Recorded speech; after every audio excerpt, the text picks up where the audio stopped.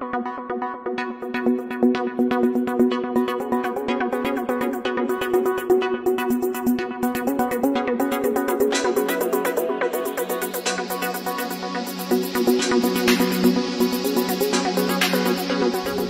day mga ka-scholar! Welcome to another episode of The Course is Female, a multimedia club special edition for Women's Month, featuring stories of PNPA female personnel who played and currently play crucial roles for PNPA.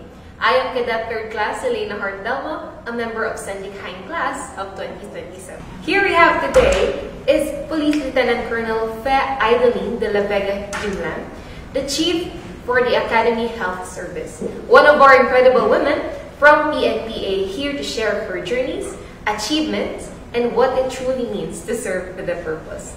Good afternoon, ma'am. Before tayo magsimula, ma'am, gusto mo bumati sa ating mga viewers? Magandang hapon sa inyong lahat. And can you share a little about yourself, ma'am? Your journey as a commissioned officer of PNP. As you've mentioned, I'm Police Lieutenant Colonel Fe Idaline de la Vega Jumlan, a medical officer and at the same time the Chief of the Academy Health Service. I've been in the police service since 2008, but before that I was practicing general practitioner and at the Bulacan and Cavite. So, and then I joined the service and been assigned at the PNP General Hospital at the ER for before I was assigned here at the PNP. So, before ka mag-doctor for PNP General Hospital, nag-practice ka ba before? Yes, I've been practicing, as I said before, sa Bulacan and also in... Ilang years kayo sa Bulacan? 2 years. 2 years. Yeah, and before I joined the PNP. So, since doctor ka nga, ma'am, and na-foresight mo ba na papasok ka sa PNP? Actually, no. But both my parents are in the service. My father is a police superintendent, and my mother is a police non-commissioned officer. But during my high school days, I was very active in yung training at COC for during high school. And actually, my father wants me to join the Philippine Military Academy. And sabi kasi niya sa akin, total mahilig ka naman sa mga training na yan, ba't hindi ka na lang mag-military? And I said no, because ever since I can remember, what I really wanted was to be a doctor. Actually, 2 choices lang yan eh. Either I become a doctor or I become a lawyer. So, so mas matimbang sa akin yung pagiging doctor. That's why nag-pursue ako ng medical career. And then, while I was practicing in Bulacan, my cousin was also in the service at that time. He was assigned at the TPRM. And there was a recruitment for medical officers. And then he said, anong ginagawa ko sa buhay ko? If I have no intention of specializing yet, why not join the PNP? So, pumunta ko ng Rami, nagbigay ako ng papers ko sa kanya. And siya na actually nag-process talaga ng lahat. And then yun. So, sabi nga nila, and the rest is history. And ngayon, ma'am, nandito ka na sa Academy Yes. as our chief for the health service. And yung pag-no mo dati sa PNP, di ba in-invite ka ng father mo? Yes, he wants me to join the PNP. And sabi ko, no. Kasi pag nag-join ako ng PNP, hindi na ako magiging doctor. And mas gusto ko maging doctor. Ano yung sabi ng father mo sa'yo? Wala naman. Kasi alam naman niya na ever since na nagka-isip ako, ang gusto ko talaga is maging doctor. Sinasabi ko lagi sa kanya na I'm going to be a doctor, I'm going to be a pediatrician. So, nung sinabi ko na no sa kanya, hindi naman niya ako pinili. He accepted the fact na I really want to be a doctor. So, growing up, ma'am, you both had law enforcers na nagkontact sa'yo, yung mother mo, ma'am, and yung father mo. Saan galing yung kagustuhan mo, ma'am, na mag-doktor? I really can't say. Kaya lang sinasabi ko nga, simula na nag-iisip ako, ang gusto ko lang talaga is maging doktor. But usually kasi naman talaga yung sinasabi, ano gusto mo maging paglaki mo? Doktor. Yun lang. Wala nang iba. Ayaw mo maging teacher? No. I wanna be a doctor. Yun lang talaga. So, hindi siya nalihis doon sa pagiging doktor. So, nandun talaga yung will mo, ma'am. Yes. Despite na wala ka namang like first hand na nakikita na doctor na malapit sa family mo. Wala. Pero within yourself, ma'am, alam mo na Yes. magiging doktor ka. Yes. And now, ma'am, since Women's Month ngayon, we would like to know your insights about sa mga kababaihan natin ngayon sa society.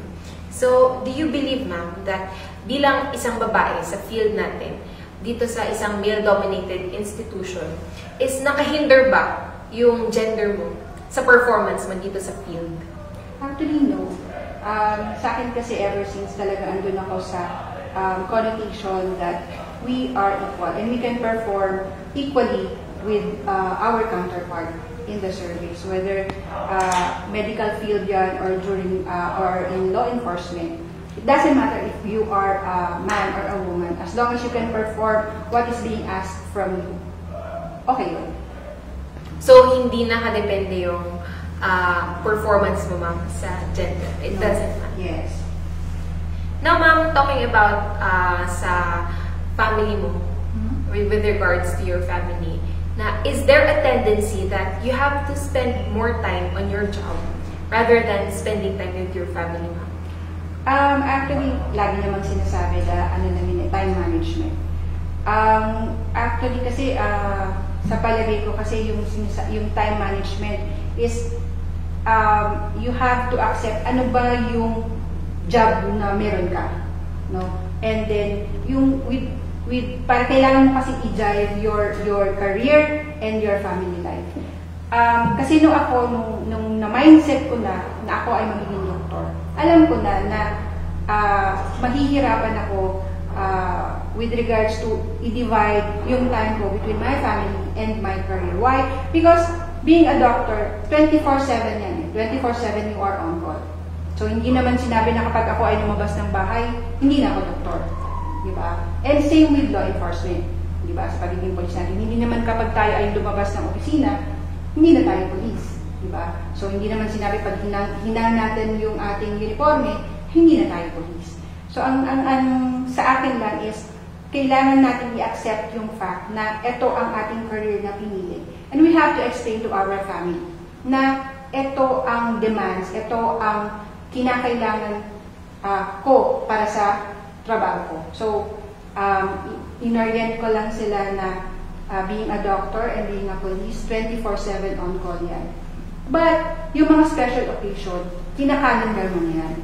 So, kung merong may birthday, merong anniversary, ikakalinder mo yan. So, as much as possible, you have to make time na magpaalam sa opisina. So, itaon mo yung leave mo kung merong may occasion, merong may birthday, merong may anniversary. So, yun lang yung para mabalance mo yung job and yung family life mo.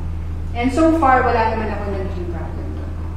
So, balikan lang natin yung sinabi mo, ma'am. The key to time management in your point of view is acceptance first. Yes. Na tanggapin mo na ito yung pinasok mo. Yes. So, it comes with certain sacrifices, especially yung time na nilalaan natin para sa family mo. Yes. And also, I think malaki ding tulong yung acceptance sa part ng family mo, ma'am, na yung support nila for you is accepting na your job is 24/7 na on call. Yes. And yun nga, kagaya ng sinabi ko kanina, kailangan mo kasi ipaliwanag sa kanila na ito ang demands ng trabaho ko. Diba? Walang pinagkaiba yan whether ako ay doktor, whether ako ay police. No? Kasi parehas naman ako nun. So, kailangan lang nilang maunawaan from the very start. Like nung mag-start ako during my 4th year in medical school, kasi pag 4th year, clerkship ang tawag namin nun. Nasa hospital na ako. So, pag holiday, pag weekends, no, habang ang iba ay nag-enjoy na with their family, kami ang nandun sa ospital kasi hindi naman nagsasara ang ospital. So, alam naman yon ng family ko. Nung una, medyo nahihirapan sila na, o wala ka na naman sa ganitong okasyon, wala ka. So, sinasabi ko sa kanila, kasi hindi naman po pwede na hindi ako papasok just because may handaan sa atin or may okasyon tayo sa bahay. So, pero yung mga important occasions, I make sure na kinakalendar ko talaga yan. Para at least I spend time kung mag-birthday ang mother ko, nandun ako sa birthday niya. Yung mga ganun lang na mga instances. So, kailangan mo lang ipaintindi sa... Eventually, natanggap naman nila, nasanay na sila. So, kailangan mo lang i-prioritize talaga, ma'am. Especially dun sa mga sinasabi mo, special occasions. Yes, oo. Na i-take note talaga na, ay eto sa araw na to, birthday or anniversary. And you choose, it's a choice na you spend time with them. Despite na yung workload natin dito sa law enforcement field. And dun sa background mo, ma'am, being a doctor, and ngayon nasa PNP service ka na, I know na hindi siya madaling journey. It's a very long journey. And ano yung malaking mga challenge na na-encounter mo, ma'am? And how were you able to overcome them as a woman? Actually, with regards to the challenges, siguro, as a woman in the medical field, is that what you're asking? Yes.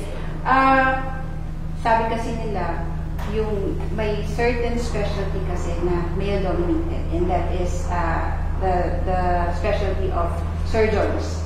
No? When I was thinking of specializing, kung ano yung i-training ko after I graduate or after I pass the exam, hindi ko naisip na pumunta ng general surgery. No? Although lahat yan dinadaanan namin. Kaya lang kasi, pero ngayon, marami na tayong mga surgeons na mga babae. Okay? Kasi sa paniniwala ko naman, hindi naman yung skills mo that you acquire, hindi naman nakakahinder yan whether babae ka or lalaki ka.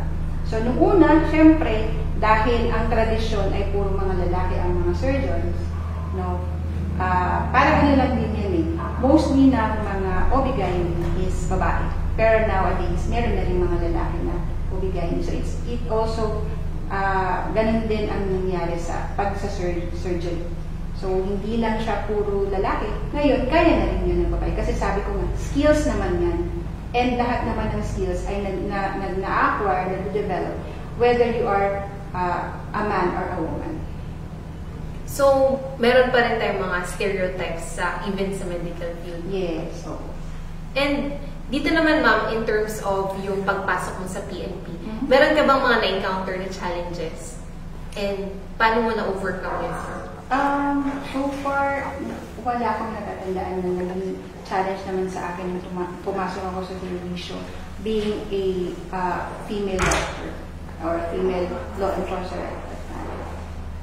And syempre yung story mo, ma'am, it's I know that you have inspired yung mga viewers natin ngayon.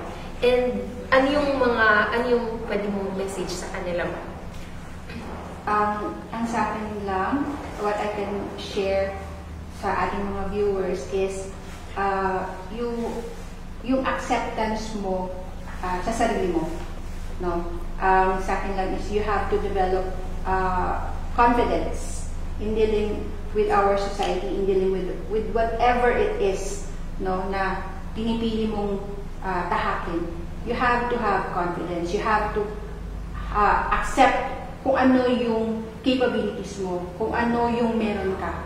Because, first and foremost, acceptance. Kasi hindi ka mahihirapan kang bumaybay kung ano man yung dealings mo, kung hindi mo tanggap kung anong meron ka, kung anong hindi mo tanggap kung ano ang kakayanan mo. Okay? Once you have that acceptance kung ano yung capabilities mo, you will develop confidence. And once you have your confidence, hindi ka mahihirapang baybayin kung ano man ang mga choices na pipiliin mo sa buhay mo. Kasi once you have the confidence, kaya mong itayo ang sarili mo kung kahit saan kang dalhin na aspeto ng buhay. So I think isa yung malaking factor, ma'am, kung bakit nasabi mo kanina na wala ka namang nare-remember na challenge. It's because you easily accept kung ano yung mga dumarating. And so, yes. Also, you have that confidence kasi kilala mo na yung sarili mo, ma'am, and you know your capabilities. So, confident ka na kahit anong tanggapin mo, you can overcome it. Yes. Yun lang naman yun eh. Sa atin kasi kailangan resilient tayo. So yun nga, kailangan tanggap mo ano yung meron ako, ano yung wala ako. So kung ano yung meron ako, i-develop mo pa. Diba? Kung ano yung wala ako, pag-aralan mo kung paano mo ma-overcome or paano mo mapupunan kung ano yung kulang sa'yo. Kasi pag alam mo na okay ka na, tanggap mo na, andun yung confidence mo, kahit anong gawin ng ibang tao na pagda-down sa'yo, na hindi mo kailangan yung validation nila for you to stand out, for you to perform whatever it is, kung ano yung gusto mong abutin sa buhay mo. So I believe na hindi lang to message para sa ating mga kababaihan, but also in general sa ating mga manonood. So you should have that confidence, acceptance, and resilience. So thank you very much, ma'am, for sharing your story with us. Alam ko na madaming na-inspire sa ating mga manonood ngayong araw. And with that, we conclude our interview for today. Thank you for joining us, ma'am. Thank you for having me. To our viewers, stay connected with us by following our official Facebook page, PNPA Multimedia Club and PNPA Justice, Integrity and Service. This is Cadet Helena Hart Damo, ang inyong scholar para sa bayan. Good day and God bless us all.